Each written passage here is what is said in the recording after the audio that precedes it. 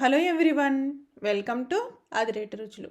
ఈరోజు వీడియోలో మునక్కాడలతోటి gravy curry ఎలా తయారు చేసుకోవాలో చూపించబోతున్నాను. బిర్యానీ, రైస్, రోటీ, చపాతీ, పుల్కా దేంట్లోకైనా సరే చాలా బాగుంటుంది. చేసుకోవడం కూడా చాలా సింపుల్గా చూపిస్తానండి. ముందుగా నేను ఇక్కడ 2 మునక్కాడలను శుభ్రంగా కడిగి పెట్టుకొని ఇలా చాక్ తోటి ఈ సైజులో ఉండే విధంగా కట్ చేసి పైన లైట్గా చెక్కును తీసాను. ఇప్పుడు గ్రేవీలోకి మసాలాను ప్రిపరేషన్ చేసుకుందాం. స్టవ్ ఆన్ చేసుకుని పాన్ పెట్టేసుకుని ఇందులోకి 1 టేబుల్ స్పూన్ వరకు పల్లీలు వేసుకుని పల్లీల్ని లో టు మీడియం ఫ్లేమ్లో 2 నిమిషాల పాటు వేయించుకున్న తర్వాత ఇందులోకి 1 టేబుల్ స్పూను కొబ్బరి ముక్కలు పల్చగా కట్ చేసుకుని వేసుకోండి. ఇవి కూడా 1 నిమిషం పాటు వేయించుకున్న తర్వాత ఇందులోకి 2 టీ స్పూన్ల ధనియాలు అలాగే 1/2 టీ స్పూన్ జీలకర్ర వేసుకొని వీటిని కాస్త వేయించుకుందాం. ఇవి కూడా కాస్త వేగిన తర్వాత ఇప్పుడు ఇందులోకి 1 ఇంచు దాల్చిన చెక్క, 4 లవంగాలు అలాగే 1 ఇలాచి వేసుకొని ఒకసారి వేయించుకోవాలి. మసాలాలు అనేవి ఎక్కడ మాడిపోకుండా చూసుకోండి, చేదు వచ్చేస్తుంది. ఇప్పుడు ఇందులోకి చివరిగా 1 టీ స్పూన్ గసగసాలు వేసుకొని ఒకసారి కలిపేసుకుందాం. గసగసాలు మరీ ఎక్కువగా వేగాల్సిన అవసరం లేదండి, ఆ వేడికే వేగిపోతాయి. ఇప్పుడు స్టవ్ ఆఫ్ చేసుకొని మసాలాలు పూర్తిగా చల్లారిన తర్వాత మిక్సీ జార్లోకి వీటిని తీసేసుకోవాలి. ముందుగా వీటిని మెత్తగా గ్రైండ్ చేసుకుందాము. ఇలా గ్రైండ్ చేసుకున్న తర్వాత ఒకసారి స్పూన్ తోటి ఇలా కలిపెట్టేసుకోండి. ఇప్పుడు ఇందులోకి 10 దాకా వెల్లుల్లి అలాగే 2 ఇంచుల అల్లం ముక్కను ఇలా ముక్కలుగా కట్ చేసుకొని వేసుకోండి. అలాగే 2 మీడియం సైజు టమాటాలు ఇలా ముక్కలుగా కట్ చేసుకొని మెత్తగా గ్రైండ్ చేసుకోవాలి. అవసరమైతే వాటర్ యాడ్ చేసుకోండి, లేదంటే లేదు. ఈ విధంగా మెత్తగా గ్రైండ్ చేసుకోండి. ఇప్పుడు స్టవ్ ఆన్ చేసుకొని ప్యాన్ పెట్టేసుకొని ఇందులోకి 2 టేబుల్ స్పూన్ల వరకు ఆయిల్ వేసుకుందాం. ఆయిల్ కాస్త ఎక్కువగానే పడుతుందండి. ఆయిల్ వేడెక్కాక 1/2 టీ స్పూన్ జీలకర్ర అలాగే 1 పచ్చిమిర్చిని సన్నగా పొడవుగా కట్ చేసుకొని వేసుకోండి. వీటిని ఒకసారి కలిపేసుకుందాం. ఇలా కలిపేసుకున్న తర్వాత ఇందులోకి 1 రెమ్మ కరివేపాకు కూడా వేసుకొని వేయించుకుందాం.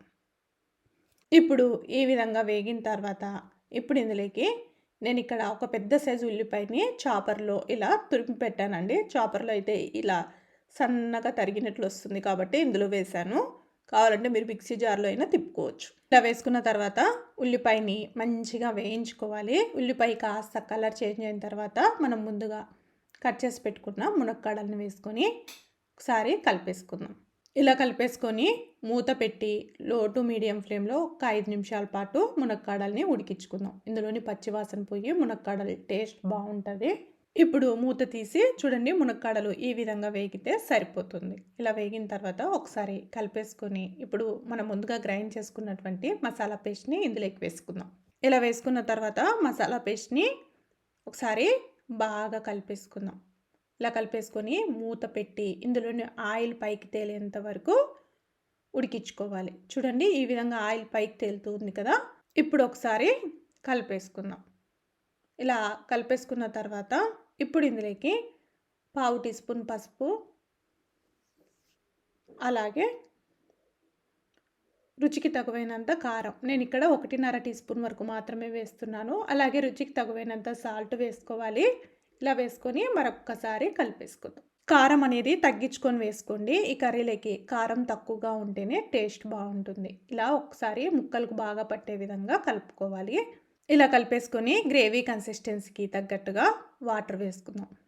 ఇలా వేసుకొని ఒకసారి కలిపేసుకుందాం. మూత పెట్టి 10 నిమిషాల పాటు గ్రేవీ చిక్కబడేంత వరకు ఉడికించుకుందాం. చూడండి, 10 నిమిషాల తర్వాత మూత తీసి చూద్దాము.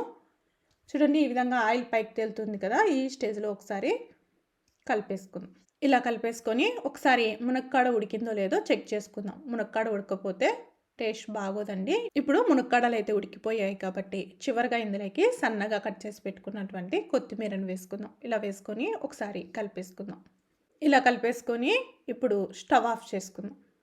ఇలా స్టవ్ ఆఫ్ చేసుకొని సర్వ్ చేసుకోవడమే. అంతేనండి, చాలా రుచిగా మునక్కాడలతోటి గ్రేవీ కర్రీ అయితే రెడీ అయిపోయింది. మునక్కాడలతోటి ఏ కర్రీ చేసినా టేస్ట్ అయితే చాలా బాగుంటుంది. రైస్, చపాతీ, రోటీ, పుల్కా, బిర్యానీ దేంట్లోకైనా సరే అద్దిరిపోతుంది. ఒకసారి మీరు కూడా ట్రై చేసి ఈ రెసిపీ ఎలా వచ్చిందో కామెంట్ చేసి చెప్పండి. మీకు కనుక నా రెసిపీస్ నచ్చినట్లయితే లైక్ చేయండి, షేర్ చేయండి, అలాగే కామెంట్ చేయండి. మరిన్ని రెసిపీస్ కోసం ఆదిరేటి రుచులు ఛానల్ని సబ్స్క్రైబ్ చేసుకోండి. Thank you everyone.